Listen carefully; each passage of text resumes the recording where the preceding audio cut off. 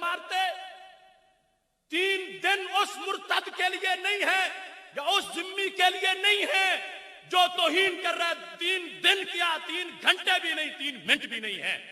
ان بچوں نے قتل کیا. حضرت عمر سے بڑا عادل کون ہوگا؟ اتنے خوش ہوئے اور ساتھ بولا فرمایا الان عز الاسلام. آج اسلام غالب آ گیا. اب اسلام غالب آ گیا. اب اے ممتاز قادری اب اسلام غالب آ گیا ہے. الان عز الاسلام. اب اسلام غالب آ گیا ہے. حضرت عمر نے ان بچوں کے اس کام پر کہا الان الان الان عز الاسلام. اب اسلام غالب آ گیا ہے. یہ لفظ بولے حضرت عمر رضی اللہ تعالیٰ عنہ نے. آگے وجہ بیان کی. یہ جتنی باتیں لوگ چھیڑتے سب کا جواب موجود ہے. معافی والے، تلافی والے، فسادات والے اور اس کو فساد کہنے والے معاذ اللہ سارے کان کھولے سنے. امیر المومنین عمر کا فیصلہ. حضرت عمر رضی اللہ تعالیٰ عنہ نے وجہ بیان کی. اب پادریوں شور مت مچاؤ عمر کے دربار میں. کتے کی موت مر گیا تمہارا بندہ. کیوں؟ فرمایا ان اطفالا صغارا شتم نبیہم. بچے چھوٹے تھے کام بڑا کر گئے.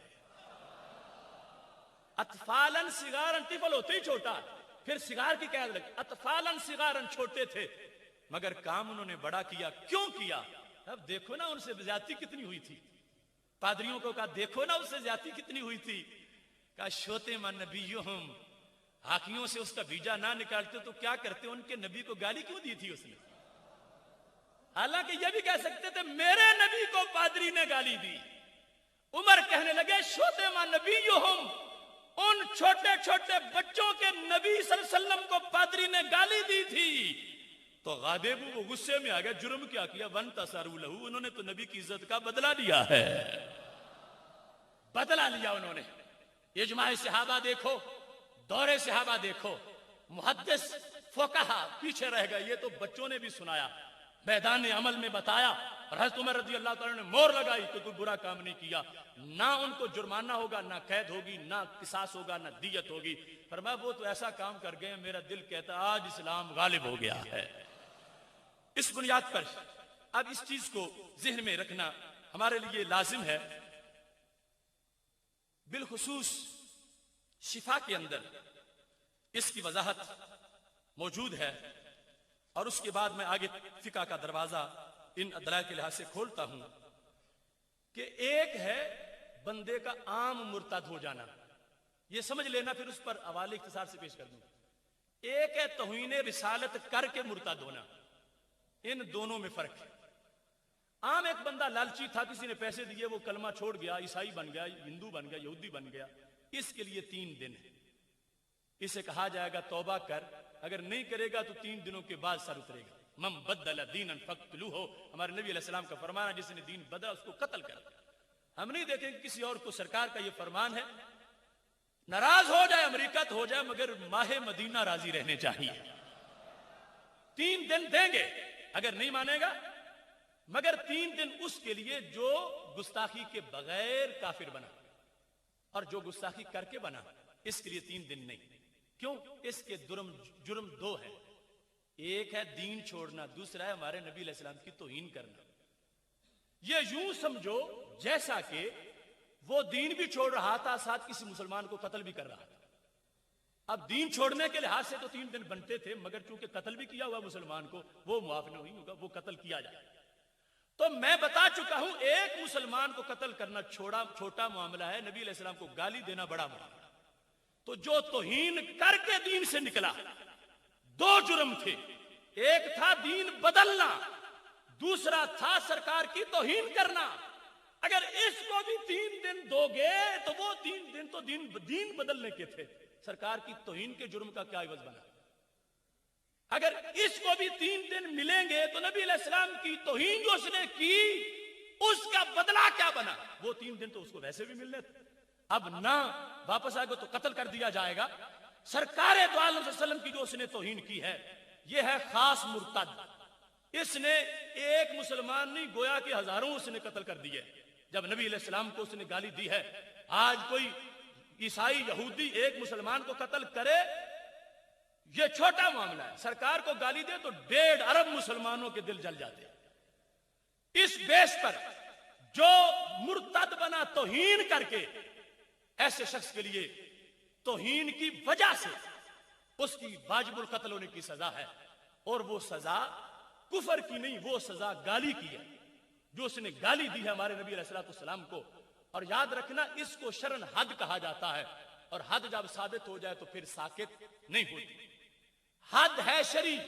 اب ایک عورت ہے، پاک دامن ہے، اس کو کسی نے اس پر بدی کا الزام لگا دیا اور وہ گواہ نہ لا سکا، تو قرآن نے کہا 80 کوڑے لگیں گے۔ اب وہ کہتا ہے میں معافی مانگتا ہوں 1000 بار، تو قرآن کا فیصلہ ہے جتنی بار بھی توبہ کرے کوڑے ضرور لگے۔ حد کی ثابت ہو گئی، ساکت کون کرے گا؟ یہ حد گستاخ رسول واجب القتل ہے، یہ شرعی حد ہے۔ کسی کو حق نہیں کہ وہ معاف کرے۔ سرکار دو علیہ وسلم کا اپنا حق، چاہا تو معاف کر دیا اور چاہا تو معاف نہیں کیا، سزا دی۔ اگر کوئی بندہ آج یہ بات کرتا ہے تو وہ سرکار کے حق کو چھیننا چاہتا ہے، نبی علیہ السلام کے حق پر قبضہ کرنا چاہتا ہے۔ جو معافی کی بات کہتا ہے کہ میں معاف کر دوں گا، فلاں تنظیم معاف کر دے گی، فلاں صدر معاف کر دے گا، تو اس کو یہ اختیار نہیں ہے۔ یہ سرکار دو علیہ وسلم کا اپنا حق تھا، آپ نے اس حق کی بنیاد پر چاہا تو معاف کر دیا اور چاہا تو معاف نہیں کیا، اور اس میں باقاعدہ سزا دی۔ اس واسطے یہاں اس چیز کو ذہن میں رکھنا چاہیے کہ یہ سزا حد کی بنیاد پر ہے، اور حد جب ثابت ہو جائے تو ساکت نہیں ہوتی۔ باقی یہ کہنا کہ وہ رحمت للعالمین صلی اللہ علیہ وسلم ہے، ہمارا اس پر ایمان ہے۔ لوگ کہتے ہیں وہ ساری زندگی معاف کرتے رہے اور تم اچھے ہو، تم ان کا نام لیتے اتنی سختی کر رہے ہو۔ تو میں کہتا ہوں اس عقل پر اگر ماتم جائز ہوتا تو کیا جاتا ان لوگوں کی عقل کا۔ سرکار دو عالم صلی اللہ علیہ وسلم نے معاف بھی کیا ہے، اور آپ کا حق ہے، مرضی ہے تو کریں، مرضی ہے تو نہ کریں۔ اس سے ہمیں کیا پتا چلا؟ ہمیں یہ پتا چلا کہ ہم اپنے دشمنوں کو معاف کرنا سیکھ جائیں۔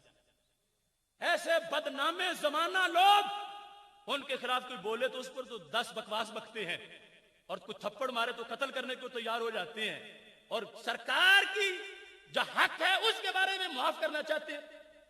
سنت یہ ثابت ہوئی جب سرکار نے اپنے دشمن کو معاف کیا کہ ہم اپنے دشمن کو معاف کریں۔ یہ سنت نہیں ہے کہ ہم نبی کے علیہ السلام کے دشمن کو معاف کریں۔ یہ سنت نہیں، یہ بے غیرتی ہے کہ اگر کوئی کہے کہ ہم نبی علیہ السلام کے دشمن کو معاف کریں۔ نہیں، ہمارا حق ہی نہیں، حق سرکار دو علیہ وسلم کا ہے۔ سرکار نے جنہیں چاہا معاف کیا، اور ہم حق نہیں رکھتے۔ اس پر یہ میرے پاس موجود ہے شفا شریف، اور اس کے علاوہ اس کی شروحات ان میں تفصیل کے ساتھ اس چیز کو ڈسکس کیا گیا ہے۔ اور یہاں بطور خاص چونکہ اعتراضات کا جو سلسلہ ہے وہ ایک ایسا سلسلہ ہے کہ اس میں مزید وقت لگ جائے گا۔ کچھ لوگ یہ حدیث شریف پیش کرتے ہیں من تکم لنفسہ فی شیء، نبی علیہ السلام نے اپنے بارے میں تو کبھی بدلہ لیا ہی نہیں، الا ان تنتہک حرمت اللہ، اللہ کی حرمت پامال ہو جائے تو پھر بدلہ لیا ہے۔ تو اس واسطے کچھ لوگوں نے یہ جواب دینا شروع کر دیا کہ اگر اللہ کی بات ہو پھر تو غصہ کر لیتے تھے، اپنی بات ہو تو پھر تو غصہ نہیں کرتے تھے، وہ تو معافی کرتے رہے، وہ معافی کرتے رہے، اور تم نے سختی شروع کر دی ہے۔ یہ سنو، شفا میں قاضی ایاز نے اس حدیث کو لکھ کر اس کا جواب دیا کہ اس کا مطلب کیا ہے کہ من تکم لنفسہ ہی، کہ نبی علیہ السلام نے اپنا کبھی بدلہ نہیں لیا۔ کہ اس کا یہ مطلب ہے کہ جو گالی دے سرکار اس کو لازم تھا کہ معاف کر دیتے، یہ سمجھ کے کہ میری بات ہے۔ یہ بھی غلط سوچ ہے ان لوگوں کی جنہوں نے نبوت کی 2 جہتیں بنائی، کہا ذات اور ہے اور وصف اور ہے۔ اگر وصف رسالت پر کوئی تنقید کرے توہین بنتی ہے، ذات پر کرے تو نہیں بنتی۔ یہ جھوٹ ہے، یہ کذب ہے۔ میرے نبی علیہ السلام کی ذات پر تنقید بھی کفر ہے، وصف رسالت پہ تنقید بھی کفر ہے، دونوں چیزیں برابر ہیں، اس میں کوئی فرق نہیں ہے۔ یہاں انہوں نے لکھا انما یکون ما لا ینتقم منہ فیما تعلق بسوء ادب او معاملۃ من القول، کہنے لگے فعلم ان ھذا لا یقتضی انہ لم ینتقم ممن سبہ، کہ اس حدیث سے یہ پتہ نہیں چلتا کہ نبی علیہ السلام نے گالی دینے والے سے بدلہ نہیں لیا، یہ اس سے پتہ نہیں چلتا۔ کیوں؟ انہوں نے کہا سرکار کی عزت یہ حرمت الہی ہے، سرکار کی عزت اور اللہ کی حرمت یہ 2 چیزیں نہیں۔ کہ تم کہو کہ اللہ کی حرمت کے بارے میں تو بولے ہیں اور اپنی عزت کے بارے میں نہیں بولے، اور اس کو کہا جو کوئی کہتا پھرے. فرمایا نہیں، یہ جو حرمت کا لفظ ہے، فَعْلَمْ أَنَّ هَذَا لَا يَقْتَضِي أَنَّهُ لَمْ يَنْتَقِمْ مِمَّنْ سَبَّهُ أَوْ أَذَاهُ أَوْ كَذَّبَهُ فَإِنَّ هَذِهِ مِنْ حُرُمَاتِ اللَّهِ. نبی علیہ الصلوۃ والسلام کی عزت اللہ کی حرمات میں سے ہے. اس واسطے سرکار کی ذات پر جس نے سب کی گالی بولی، ذات صفات پر تنقید کی، اس کا بدلہ خود سرکار نے لیا ہے. ہاں معاف کرنا چاہا تو معاف کر دیا. تو جس کا استثناء ہو رہا ہے کہ اپنا کبھی بدلہ نہیں لیا، وہ کیا چیز ہے؟ امام ایاز نے باقاعدہ اس کی مثال بیان کی کہ جس طرح ایک دیہاتی سے نبی علیہ الصلوۃ والسلام نے گھوڑا خریدنا چاہا، اس نے گھوڑا دینے سے انکار کر دیا. اب سرکار نے اس کو گستاخ رسول نہیں قرار دیا. یہ معاملہ مستثنا ہوا. یہ معاملہ، یہ نہیں کہ سرکار کو کوئی گالی دے دو تو کہہ رہی ہے تو کہ اللہ کی بات نہیں تھی، اپنی بات ہی چھوڑ دی. اس وجہ سے نہیں چھوڑا ہے تو مرضی پر واجب القتل کو معاف کیا. وہ حق تھا کہ اس کو قتل کیا جاتا. اس واسطے کہ فرق نہیں حرمت رسول اور حرمت الہی میں. کہا گیا اللہ کی حرمت جو ہے وہی رسول اللہ صلی اللہ علیہ وسلم کی حرمت ہے. اس بیس پر ہی جو قرآن مجید میں یہ ذکر ہے کہ صحابہ نبی علیہ السلام کے گھر میں کھانا کھا کے بیٹھے رہے تو اس کو اذیت سے تعبیر کیا گیا، لیکن توہین کیوں نہیں بنی کہ وہ کوئی گالی نہیں تھی. وہ ایک ایسا عمل تھا جس سے وہ بے خبر تھے کہ کہیں سرکار تنگ نہ ہو رہے ہوں، اور پتہ نہیں چلا ادھر سے رب کی آیت آ گئی کہ یہ بیٹھے ہیں. اب وہ معاملہ جو ہے اس کو مستثنا کیا گیا ہے، ورنہ وہ فعل اگرچہ زبان سے نہ ہو، کسی اور انداز سے ہو، مقصد اس کا توہین رسالت ہو یا زبان سے گالی بول رہا ہو، وہ جس طرح بھی ہو، ارادہ ہو یا ارادہ نہ ہو، ہر لحاظ سے اس کو توہین رسالت سمجھا جائے گا اور اس لحاظ سے اس کو قرار واقعی سزا دی جائے گی. اس سلسلے کی مزید وضاحت کے لحاظ سے میں، چونکہ کہا جاتا ہے کہ بر صغیر اس میں فقہ حنفی ہے اور آج غالب فقہ حنفی ہے اور فقہ حنفی کے لحاظ سے یہ بات ہونی چاہیے، تو میں چونکہ وقت مختصر رہ گیا ہے اس کی تھوڑی سی تفصیل آپ کے سامنے پیش کرتا ہوں. فقہ کے لحاظ سے جو فیصلہ ہے اس کو بھی ذہن میں رکھیں. اب سب سے پہلے اس بات کو واضح کرنا چاہتا ہوں، یہ پنجاب اسمبلی کے سامنے شار فاطمہ جناح پر ایک مرد حق پرست کا مزار ہے جو بلے شاہ صاحب کے پیر ہیں اور ان کو شاہ عنایت قادری کہا جاتا ہے. 3 صدیاں اس مرد حق پرست کو ہو گئیں جنہوں نے اس عہد میں عربی زبان میں انسائکلوپیڈیا تیار کیا تھا. میں نے اس کے 10 کلمی نسخے پاکستان اور افغانستان سے اکٹھے کیے. اس وقت بھی پنجاب یونیورسٹی اور میوزیم میں اس کا نسخہ قلمی موجود ہے.